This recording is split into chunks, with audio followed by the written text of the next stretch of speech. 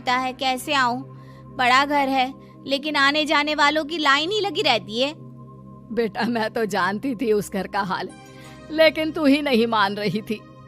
माँ देख, हर घर का यही हाल है। तेरी बेटी को यहाँ घूंघट हटाने की परमिशन नहीं है और एक तरफ भाभी स्कर्ट पहनकर घूम रही है। बेटा मुझे क्या पता था कि मेरी बेटी को ससुराल के नाम पर पिंजरा मिल जाएगा। अच्छा माँ, फोन रखती हूँ, सास को गर्मा गर्म रोटी खिलानी है। तुम लोगों की तरह नहीं कि एक रोटी बनाओ, एक सब्जी बनाओ, फिर सारा दिन फ्री होकर घूमो।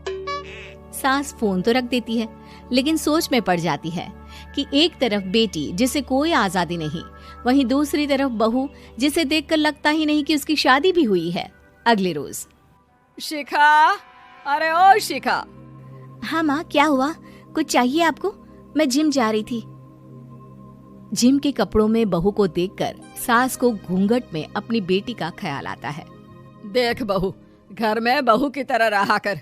इतने टाइट कपड़े पहनकर जिम जाना पसंद नहीं मुझे। जा जाकर रोटी बना। रोटी? माँ अभी तो शाम की 6 बजे हैं, इस वक्त रोटी? अब क्या मेरे खाने पीने पर भी पहरा है? अरे जब मर्जी तब मैं अपने घर में खा भी नहीं सकती क्या? बहू को अजीब लगता है। वो समझ नहीं पाती कि जो सास कल तक इतनी सपोर्टिव थी, उन्हें अचानक से क्या हो गया। वो किचन में जाती है, गरम रोटी के साथ 2 तरह की सब्जी, रायता, सलाद सब लेकर सास के पास आती है। माँ जी, खाना। इतना सारा खाना? राक्षस समझा है क्या मुझे?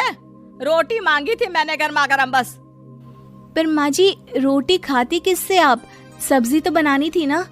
अरे भूख मर गई मेरी तेरी बहस से। जा जाकर काम कर, अंदर पूरी रसोई साफ कर। बहू अंदर चली जाती है। थोड़ी देर में श्वेता घर आती है। अरे शिखा जल्दी से चाय ला, पकवान बना, मेरी बेटी आई है। अरे नहीं नहीं माँ, ड्राइवर बाहर खड़ा है। मैं तो घर का कोई सामान खरीदने के बहाने यहाँ आ गई हूँ, मुझे जाना होगा। अरे बेटा, पर कितने दिनों बाद देख रही हूँ तुझे, रहने आ जाना 2-4 दिन के लिए। आ जाऊंगी माँ, जब मेरी सास मरेगी तब। मैं तो रोज मन्नत मानती हूँ कि मेरी सास मर जाए तो अच्छा है। अच्छा चल, जा रही हूँ माँ। हे भगवान, कैसे कैसे दिन देखने पड़ रहे हैं मेरी बेटी को। सास अंदर जाती है, जहाँ श्वेता की जिम वाली सहेली का फोन आया होता है। क्या बात है, आज जिम नहीं आई? अरे पता नहीं यार, आज माँ को क्या हो गया अचानक। पर खैर कोई नहीं, लगता नहीं कि मैं अब जिम आ पाऊंगी।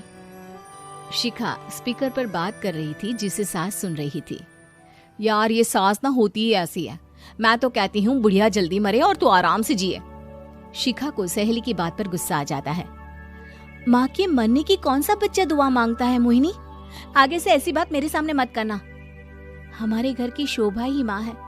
क्या हुआ जो थोड़ी सख्ती दिखा रही है? उसमें भी कोई ना कोई उनकी भलाई ही होगी। मैं तो कहती हूँ भगवान मेरे जैसी सास सबको दे, जो सिर्फ माँ की तरह है। सास वाली तो कोई बात ही नहीं है उनमें। सास ये बात सुन रही थी। उनकी आंख में आंसू आ जाते हैं कि क्यों वो बेटी की किस्मत में बहू को भी भागीदार बना रही थी।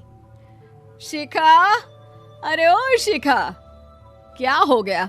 जिम